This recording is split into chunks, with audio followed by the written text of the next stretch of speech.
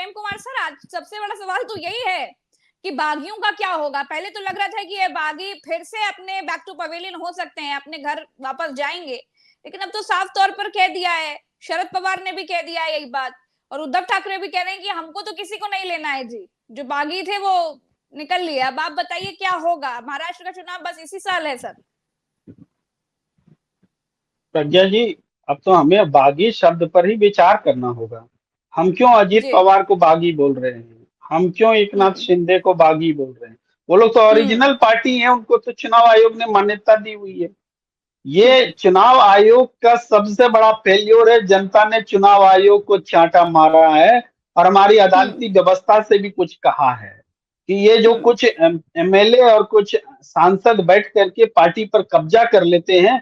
Party का मतलब संगठन होता है, कार्यकर्ता होते हैं, जिला स्तर पर पार्टियां होती हैं, इकाइयां होती है। उस बुनियादी पार्टी के ढांचे को चुनाव आयोग तक ने नकार दिया, उसको जनता ने जवाब दिया। अब इसको हम लोग बागी कहना छोड़ दें। भाई जो बागी एक्चुअल में करार दिया उन लोगों ने, वो सबसे ताकतवर हैं।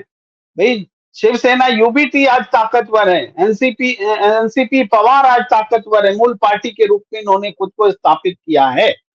अब ये समझिए कि कोई युद्ध के मैदान में अगर शूरवीर उसके तर्कस के सारे तीर निकल जाए तो उसका क्या होगा?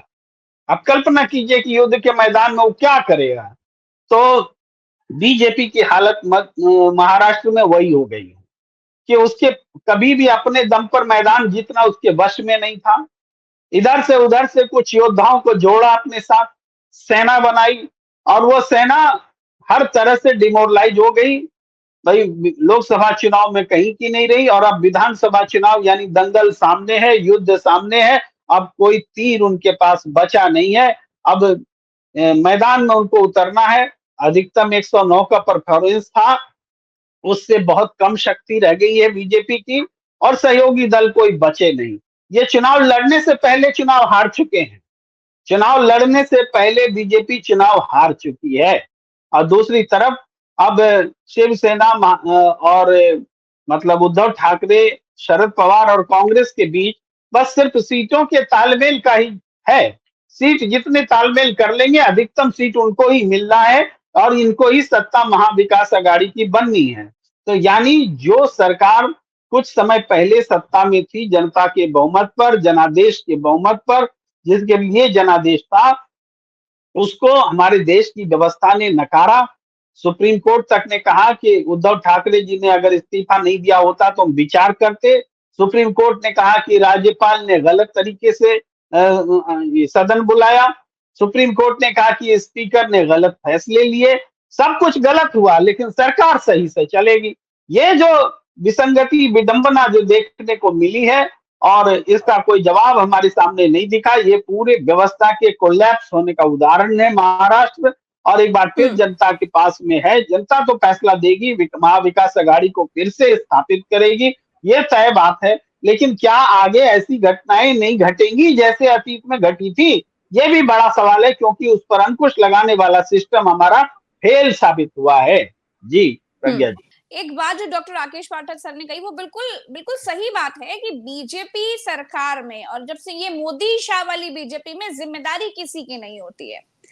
सिर्फ और सिर्फ महामानव की आरती उतारने वाले नेता दिखते हैं, झंडी वंडी भी सिर्फ महामानव ही घुमाते हुए दिखाई देते हैं।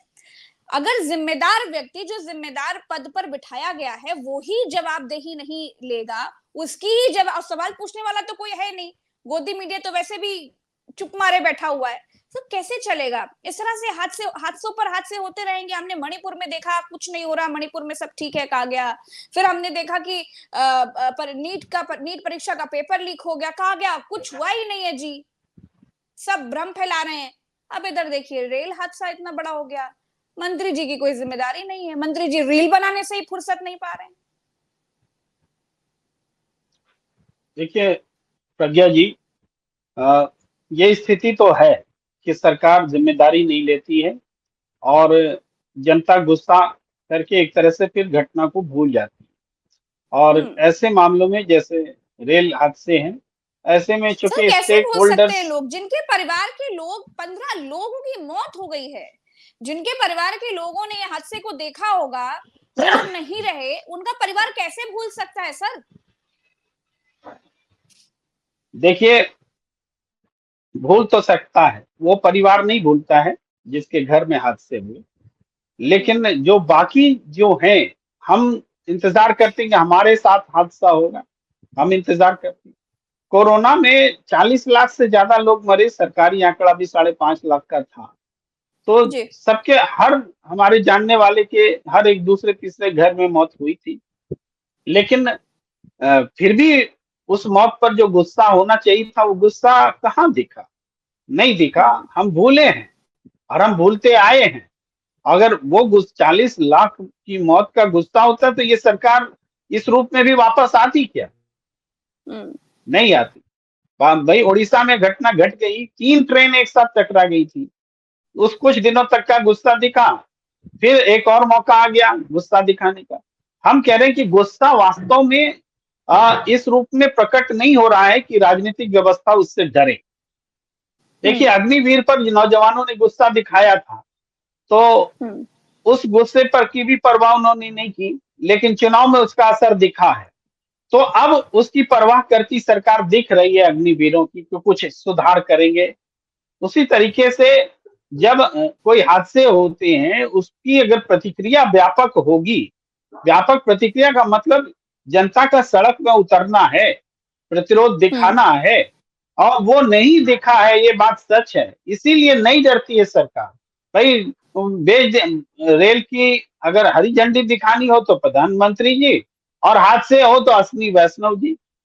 यही तो हो रहा है ना। अश्विनी वैष्णव जी को भेजा गया, अश्विनी वैष्णव जी को, भाई मंत्री जाना चाहिए था प्रधानमंत्री जी को। झंडी तो आप दिखाते हैं, आप तो एकदम चुपचाप रह जाते हैं। तो इस पर जो हम बात बोल रहे हैं, ये बात आम जनता की जुबान पर निकलनी चाहिए। वो नहीं आ रहा है, ये बात माननी पड़ेगी। वो गुस्सा जनता में दिख नहीं रहा है। जनता सोचती है कि प्रभावित परिवार 15 लोग, वो लोग मरे हैं, लेकिन हम जब रेल में यात्रा करते हैं, अप्रिय स्थितियों में यात्रा करते हैं, एक बोगी में कितने कितने लोग घुसे रहते हैं, उसमें परोसा जाने वाला खाना खराब मिलता है, सारी असुविधाएं हैं। भाई, रेल का टिकट बुकिंग कराना एक बहुत बड़ी समस्या है। पैसे देकर टीटी को या ब्लैक में टिकट खरीद कर हम जा रहे हैं, पहले से बुरा हाल हुआ है। ये प्रतिक्रिया भी तो दिखनी चाहिए थी। मौत तो 15 लोगों की हुई, लेकिन ऑस्ट्रेलिया की आबादी के बराबर हम हर रोज 24 घंटे में ट्रेन में यात्रा कर रहे हैं। तो ये जो सफरर है ऑस्ट्रेलिया की आबादी, तो जो उतनी आबादी इंडिया में रोज सफर कर रही है, और अंग्रेजी वाला भी सफर कर रहा है। एक बार मौका मिलता है 5 साल में एक बार वोट देकर के जनता अपनी नाराजगी और गुस्सा दिखा पाती है। इस बार तो दिखाया, इनको कमजोर किया, लेकिन ये खुद जिम्मेदार क्यों नहीं है? ये क्यों अपने मंत्रियों को बदलते नहीं है? फिर से अश्विनी वैष्णव को मंत्री बनाया गया है, रेल मंत्री। कौन से अश्विनी वैष्णव इतने जिम्मेदार मंत्री हैं? अरे नाकारा मंत्रियों को निकाल कर फेंक देना चाहिए ना, इससे तो थू थू हो रही है सरकार की। तो वही मैं कह रहा हूँ, इस थू से सरकार की सेहत पर फर्क नहीं पड़ रहा है। उनका जो अपना तंत्र है, जिस वजह से अश्विनी वैष्णव बने हुए हैं, ऐसे नकारे रेल मंत्री बने हुए हैं, किसी कारण से तो ये पालित पोषित हैं, किसी वजह से तो इनको पोसा जा रहा है। वो वजह उनको सुरक्षित बनाए हुए हैं। सरकार डर ही नहीं रही है जनता से। क्या वजह हो सकती है? ये वजह क्रोनिक कैपिटलिज्म है। रेलवे का ये एक तरह से मॉडर्नाइजेशन के नाम पर रेलवे को बिक्री किया जाना है। भाई, नौकरी नहीं है, हर साल नौकरी घट रही है, प्राइवेटाइजेशन हो रहा है, निजी बना दिया गया है, कोई जिम्मेदारी नहीं है। ये सारी चीजें हो रही हैं और इसमें कमाई हो रही है। जब विनिवेश खुलेआम हो रहा हो, उसमें कट मनी जा रहे हो, उसमें पूरा सिस्टम उस पर जिंदा हो, तो इन चीजों को वो क्यों नहीं ढोएंगे? ढो रहे हैं। अब सब कुछ आ जाता है इसका प्रतिकार करने की क्षमता विकसित करने पर, जिसमें विपक्ष की जिम्मेदारी है, जिसमें इंटेलेक्चुअल्स की जिम्मेदारी है। इस गलत को गलत कहने का एक इकोसिस्टम मजबूत करने की आवश्यकता है, नहीं तो सरकार डर ही नहीं रही है। सरकार को डरना पड़ेगा कि जैसे छात्रों ने हमारा बुरा किया है, वैसे किसानों ने की भी शक्ति से हमारा चुनावी नुकसान होगा। पिछले दिनों साबित किया किया किसान कितना भी आंदोलन कर ले, हम तो पश्चिमी उत्तर प्रदेश में जीत गए थे, ऐसे करके कहा गया। तो उनके उनके आंदोलन का डर भी खत्म हो गया, उसको खालिस्तानी बोल देते हैं आराम से। लेकिन अब जब दिख रहा है कि हरियाणा जैसे इलाके में कुछ लॉस हो रहा है, पंजाब में पैर रखने की जगह नहीं है, यानी किसान प्रभावी हैं। तो इसी तरीके से ये जो रेल यात्रा में सफर करने वाला जो समुदाय है, जो ऑस्ट्रेलिया की आबादी के बराबर है, ये समुदाय भी जब तक नहीं जागेगा तो रेल के प्रति लापरवाही जो चल रही है वो चलेगी।